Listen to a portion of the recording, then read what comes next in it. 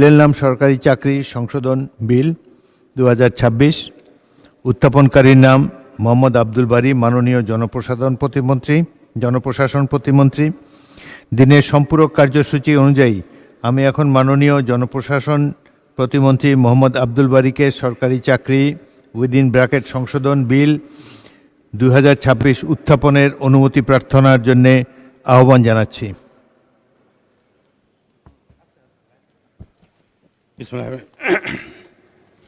মাননীয় স্পিকার, আপনাকে ধন্যবাদ। আমি মোহাম্মদ আব্দুল বারী, প্রতিমন্ত্রী, জনপ্রশাসন মন্ত্রণালয়, সরকারি চাকরি আইন 2018 2018 সনের 57 নম্বর আইন সংশোধনকল্পে আনিত একটি বিল, সরকারি চাকরি সংশোধন বিল 2026 উত্থাপনের অনুমতি প্রার্থনা করছি। মাননীয় স্পিকার, আপনাকে ধন্যবাদ। মাননীয় প্রতিমন্ত্রী, আপনি বিলটি উত্থাপন করুন। মাননীয় স্পিকার, আপনাকে ধন্যবাদ। আমি মোহাম্মদ আব্দুল বারী, প্রতিমন্ত্রী, জনপ্রশাসন মন্ত্রণালয়, সরকারি চাকরি আইন 2018 সনের 57 নম্বর আইন সংশোধনকল্পে আনিত একটি বিল, সরকারি চাকরি সংশোধন বিল 2026 এ মহান সংসদে উত্থাপন করছি। মাননীয় স্পিকার, আপনাকে ধন্যবাদ। মাননীয় সদস্যবৃন্দ, সরকারি চাকরি সংশোধন বিল 2026 সংসদে উত্থাপিত হলো।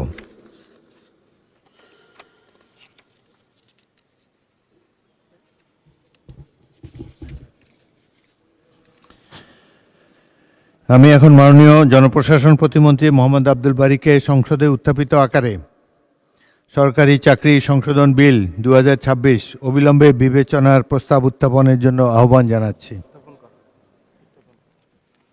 মাননীয় স্পিকার, আপনাকে ধন্যবাদ। আমি মোহাম্মদ আব্দুল বারী, প্রতিমন্ত্রী, জনপ্রশাসন মন্ত্রণালয়, প্রস্তাব করছি যে সরকারি চাকরি আইন 2018 সনের 57 নম্বর আইন সংশোধনকল্পে আনিত বিল, সরকারি চাকরি সংশোধন বিল 2026 সংসদে উত্থাপিত আকারে অবিলম্বে বিবেচনার জন্য গ্রহণ করা হোক। মাননীয় স্পিকার, আপনাকে ধন্যবাদ। সংসদের সামনে প্রশ্ন হচ্ছে, সংসদে উত্থাপিত আকারে সরকারি চাকরি সংশোধন বিল 2026 অবিলম্বে বিবেচনার জন্য গ্রহণ করা হোক। যারা এই প্রস্তাবের পক্ষে আছেন তারা হ্যাঁ বলুন, যারা এই প্রস্তাবের বিপক্ষে আছেন তারা না বলুন। আমার মনে হয় হ্যাঁ জয়যুক্ত হয়েছে, হ্যাঁ জয়যুক্ত হয়েছে, হ্যাঁ জয়যুক্ত হয়েছে। অতএব সংসদে উত্থাপিত আকারে সরকারি চাকরি সংশোধন বিল 2026 অবিলম্বে বিবেচনার জন্য গৃহীত হলো।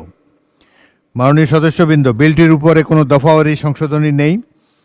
আমি বিলের দফাগুলো সংসদের সামনে পেশ করছি। সংসদের সামনে প্রশ্ন হচ্ছে, বিলের দফা 2 ও 3 বিলের অংশ হিসাবে গ্রহণ করা হোক। যারা এই প্রস্তাবের পক্ষে আছেন তারা হ্যাঁ বলুন, যারা এই প্রস্তাবের বিপক্ষে আছেন তারা না বলুন। আমার মনে হয় হ্যাঁ জয়যুক্ত হয়েছে, হ্যাঁ জয়যুক্ত হয়েছে, হ্যাঁ জয়যুক্ত হয়েছে। অতএব বিলের দফা 2 ও 3 বিলের অংশ হিসাবে গৃহীত হলো। সংসদের সামনে প্রশ্ন হচ্ছে, বিলের 1 দফা, বলবৎকরণ দফা, প্রস্তাবনা, প্রবর্তন এবং শিরোনামা এই বিলের অংশ হিসাবে গ্রহণ করা হোক। যারা এই প্রস্তাবের পক্ষে আছেন তারা হ্যাঁ বলুন, যারা এই প্রস্তাবের বিপক্ষে আছেন তারা না বলুন। আমার মনে হয় হ্যাঁ জয়যুক্ত হয়েছে, হ্যাঁ জয়যুক্ত হয়েছে, হ্যাঁ জয়যুক্ত হয়েছে। অতএব বিলের 1 দফা, বলবৎকরণ দফা, প্রস্তাবনা, প্রবর্তন এবং শিরোনাম এই বিলের অংশ হিসাবে গৃহীত হলো।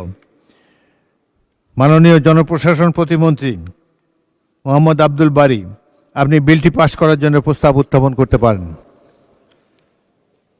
মাননীয় স্পিকার, আপনাকে ধন্যবাদ।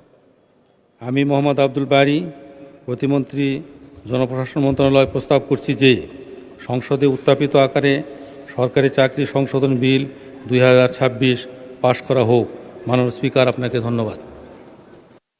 সংসদের সামনে প্রশ্ন, সংসদে উত্থাপিত আকারে সরকারি চাকরি সংশোধন বিল 2026 পাশ করা হোক। যারা এই প্রস্তাবের পক্ষে আছেন তারা হ্যাঁ বলুন, যারা এই প্রস্তাবের বিপক্ষে আছেন তারা না বলুন। আমার মনে হয় হ্যাঁ জয়যুক্ত হয়েছে, হ্যাঁ জয়যুক্ত হয়েছে, হ্যাঁ জয়যুক্ত হয়েছে। অতএব সংসদে উত্থাপিত আকারে সরকারি চাকরি সংশোধন বিল 2026 পাশ হলো।